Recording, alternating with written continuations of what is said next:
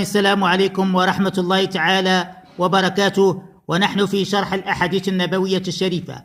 إليكم حديث النبي صلى الله عليه وسلم عن حذيفة بن اليمان أن رسول الله صلى الله عليه وسلم قال: والذي نفسي بيدي لا تقوم الساعة حتى تقتلوا إمامكم وتجتلدوا بأسيافكم ويرث دنياكم شراركم. رواه الإمام الترمذي بسند حسن، ورواه البزار والطبراني في الأوسط عن أبي هريرة. حتى تقتلوا إمامكم، ويقصد بها الإمامة العظمى، أي يعني مقاتلة السلطان. وتجتلدوا بأسيافكم، المعنى مقاتلة المسلمين بعضهم بعض.